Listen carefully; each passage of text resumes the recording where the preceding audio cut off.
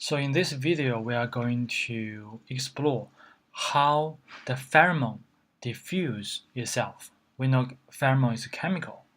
As time goes, the chemical will diffuse into the surrounding area. So how do we model this? Thanks to NetLogo, uh, the, the built-in function provide this functionality diffuse to simulate chemical diffusion. The way we use this function is like this. Just write diffuse, and then we write the chemical variable, and then the chemical variable diffusion rate.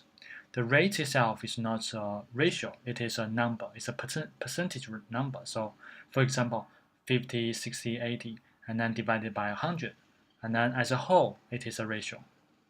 For example, if this is 50, then we ask the pheromone to diffuse itself into surrounding areas by 50%.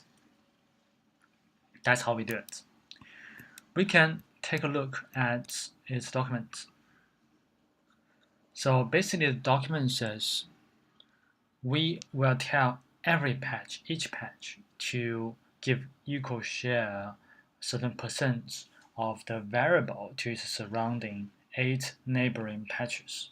Okay, and the number we use for the ratio is between 0 and 1, of course. And the way to use it can be like this: diffuse the chemical, which is the variable, and then the ratio.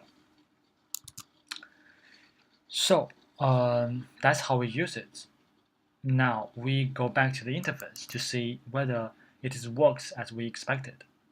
So that's an easy way to testify it. That is, we directly choose a patch and we open it.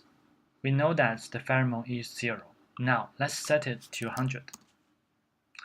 And then we observe it, how this patch's pheromone diffuse into its neighboring environment. Let's do it. We can just ask it to go. Now it's become white, but it's a lot bigger white. Why? That is because 100 is very large.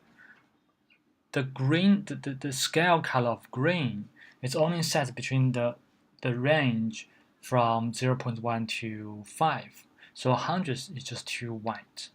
Therefore, once it diffuse, the surrounding area is also quite big. The pheromone value is very big, therefore their color is almost white. But we can observe this patch's pheromone value has decreased from 100 to nearly 50. So that's about 50%. So that is what we expected. And then if we go again,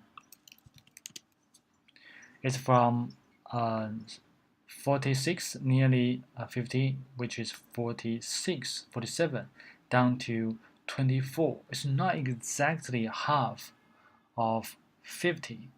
The reason why it is not exactly half is because once the central patch diffuses pheromone to the neighboring area also diffuses its pheromone to its own surrounding area, which will send back some pheromone to the central patch.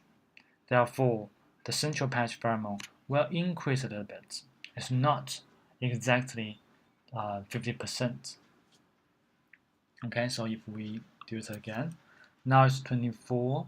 Ideally, it would be 12, but presumably it will be higher than 12.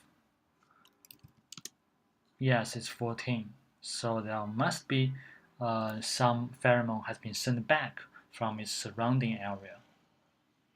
So this way we can verify how diffuse function work.